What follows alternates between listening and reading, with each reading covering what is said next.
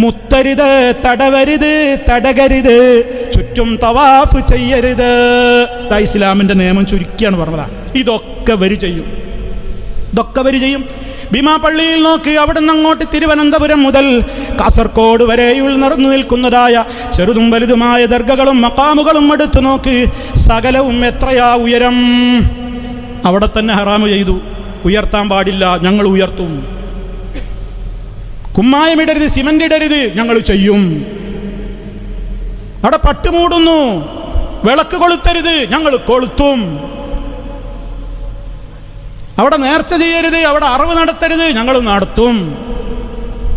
ചുറ്റരുത്, തവാഫ് ചെയ്യരുത്, ചെയ്യും. ഭീമാപ്പള്ളിയിൽ ചന്ദനക്കുടം തലയിലേറ്റിയിട്ടാണ് ആണും പെണ്ണും ഇങ്ങനെ ദീർഘ വലം വെക്കല്, ചുറ്റല്, പ്രദക്ഷിണം.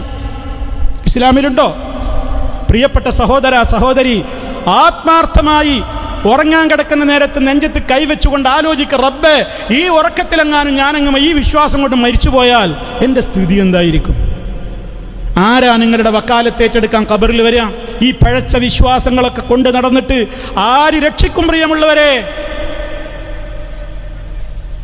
നിങ്ങൾ ചിന്തിക്ക്. നിങ്ങളോട് ദേഷ്യം ഉണ്ടായിട്ടല്ല ഈ പറയണത്, സ്നേഹം കൊണ്ടായി പറയണത്. സ്നേഹം കൊണ്ടാ സുഹൃത്തെ, സഹോദര സഹോദരി പറയുന്നത്. ഈ വിശ്വാസം കൊണ്ട് മരിച്ചുപോയാൽ ആരാ രക്ഷിക്കുക? അവിടെ പോയിട്ട് അവരെ വിളിച്ച് തേടുന്നു. ഓരോന്നോരോന്ന് പറഞ്ഞ് വിളിച്ച് തേടുകയാണ്. പലരും പറയും, ഞങ്ങൾ ദർഗയിൽ പോയാൽ ഞങ്ങൾ അവിടെ പോയിട്ട് അവരോട് വിളിച്ച് തേടലൊന്നുമില്ല. അല്ലാ, ഇവിടെ വെച്ച് ഞങ്ങൾ നിന്നോടാണ് പറയുന്നത്, അതുകൊണ്ട് നീ ഞങ്ങളുടെ എല്ലാ പ്രശ്നങ്ങളും മാറ്റണേനെ ഞങ്ങൾ പറയലുള്ളൂ. ഞങ്ങൾ അള്ളാനോടല്ലാതെ ഖബർ കിടക്കുന്ന ആളോട് ഞങ്ങൾ നേരിട്ട് പറയാറില്ല എന്ന് പാവങ്ങളായ ആളുകളെ ചില മുസ്ലിയാന്മാർ പറഞ്ഞു പറ്റിക്കാറുണ്ട്. എന്നാൽ പച്ചയായിട്ട് ഒരു നീളംകുപ്പായവും പച്ച ഒല്ലിയൊക്കെ തോളിലിട്ടൊരു മോലിയരും അനുയായികളും പോയിട്ട് നടത്തുന്നവരെ സിയാറത്തൊന്ന് കണ്ടോളിൻ. അയാൾ ആരോടാ പ്രാർത്ഥിക്കണത്? ആ വാചകങ്ങളൊക്കെ ഒന്ന് കേട്ടോളിൻ. എന്തൊക്കെ കാര്യങ്ങൾക്ക് അയാൾ പ്രാർത്ഥിക്കുന്നതൊന്നും കേട്ടോളിൻ. ഞങ്ങളുടെ ദർസ് ജീവിതത്തിൽ ഇവിടെ ഒരുപാട് വന്ന് കടന്നുറങ്ങിയവരാണ്.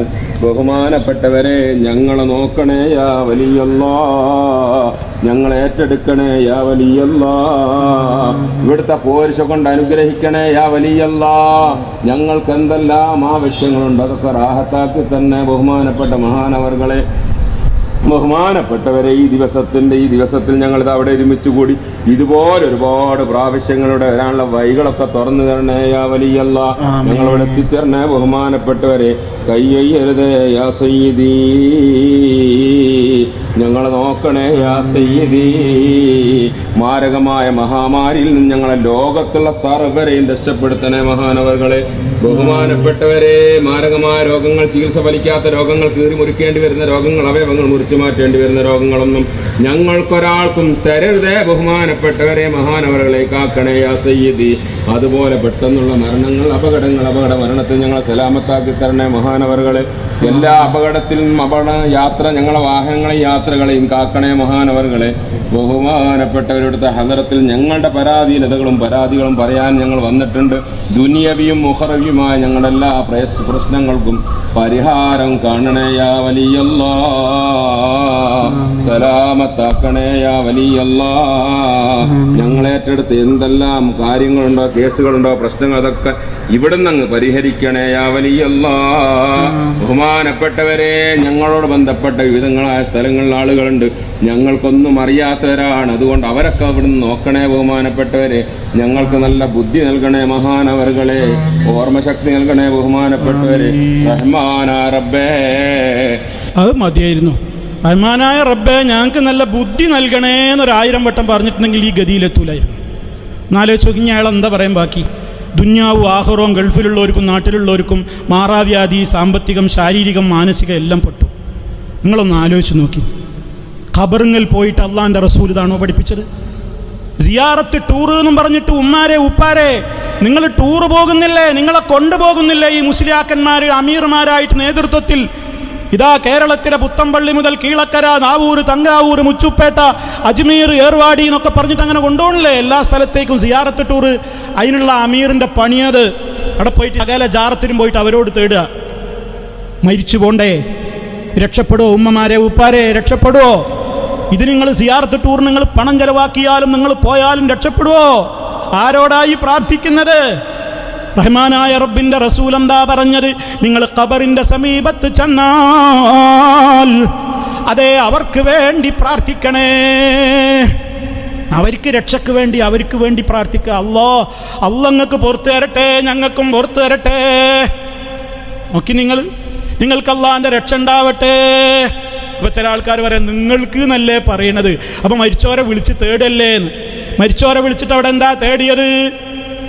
എന്താണ് അവർക്ക് വേണ്ടി തേടിയതല്ലേ? അവരോട് വല്ലതും തേടിയോ? അവരോട് ഒന്നും തേടിയിട്ടില്ല. അള്ളാന്റെ രക്ഷ നിങ്ങൾക്ക് ഉണ്ടാവട്ടെ.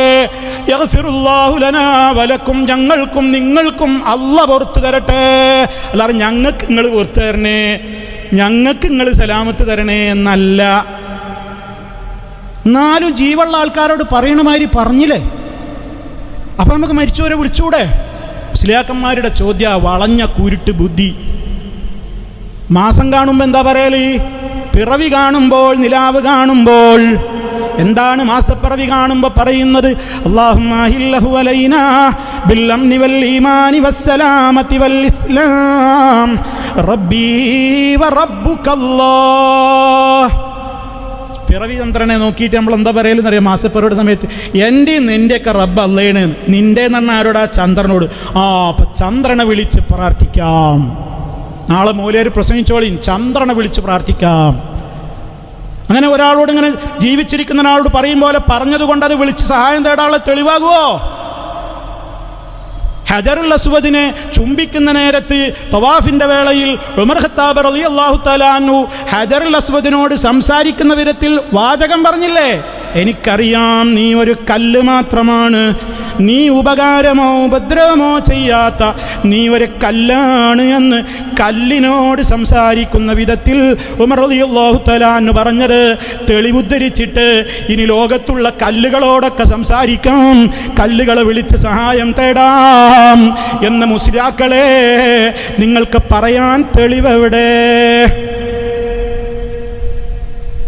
ശരിക്കും ആലോചിക്കുക സഹോദരങ്ങളെ. അപ്പൊ സിയാറത്ത് എന്ന് ഓമന പേരിടുക, എന്നിട്ട് ഖബറിന്റെ അടുക്കൽ പോയിട്ട് ഖബറിന്റെ അടുക്കൽ മരണചിന്ത ഉണ്ടാവാനും പരലോക ചിന്ത ഉണ്ടാവാനും ഇവര് ഖബറിന്റെ അടുക്കൽ പോയിട്ട് എന്താ ഡാൻസ് കളിക്കുക, ദപ്പടിച്ചിട്ട് ഡാൻസ് കളിക്കുക. ഒന്ന് കാണിച്ചു കൊടുക്കുമോനെ, ഡാൻസ് കളിച്ച് ദപ്പടിക്കുകയാണ് ഖബറിന്റെ ചുറ്റും. നല്ല പരലോക ബോധല്ലേ?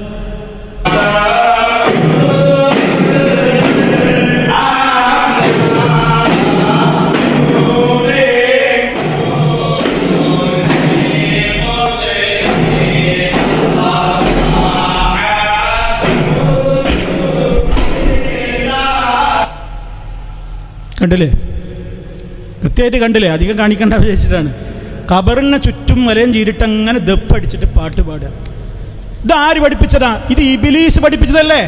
അള്ളാന്റെ റസൂൽ ഇങ്ങനെ പറഞ്ഞ ഒരു ഹദീസ് കൊണ്ടുവാ, ഒരായത്തിന്റെ കഷ്ടമെങ്കിലും കൊണ്ടുവാ, ഒരു ഹദീസ് കൊണ്ടുവാ, ഒരു സ്വഹാബി ഇങ്ങനെ ചെയ്തു എന്ന് കൊണ്ടുവാ. നിങ്ങൾക്ക് കഴിയൂല. അപ്പൊ അതുകൊണ്ട് സഹോദരങ്ങളെ നിങ്ങൾ ആലോചിച്ച് നോക്കൂ, ഖബറിൽ പോയിട്ട് ഈ തോന്നിയാസം ചെയ്യാനാ പറഞ്ഞത്? ഖബറിങ്ങ പോയിട്ട് ഇപ്പൊക്കെ വരെ പരിപാടി എന്താ അറിയോ? ഖബറിങ്ങൽ പോയിട്ട് ഇങ്ങനെ ആടിപ്പാടി ഇങ്ങനെ അവർ ഈണത്തിലങ്ങനെ ആടിപ്പാടിയൊക്കെ ഇങ്ങനെ പാട്ട് പാടുക ഖബറിൻ്റെ ചുറ്റും പോയിട്ട്. എന്തൊരു കൗമാണിത്, എന്തൊരു വിവരം കെട്ട കൗമാണിത്. സാധുക്കൾ, അവർക്ക് സാധുക്കൾ വിവരമല്ല. പക്ഷേ ഈ മുസ്ലിയാക്കന്മാര്, ഓദി എന്ന് പറയുന്നവര്, ബിരുദധാരികളെന്ന് പറയുന്നവര്, മഹല്ലത്തിൻ്റെ ദർസിൽ നിന്ന് പഠിച്ച് സമുദായത്തിൻ്റെ ഉപ്പും ചോറും തിന്ന് വളർന്നവര്, അവരാ ഇതൊക്കെ നേതൃത്വം കൊടുക്കുന്നത്. സഹോദരങ്ങളെ ഒന്ന് ആലോചിച്ചു നോക്കൂ നിങ്ങൾ.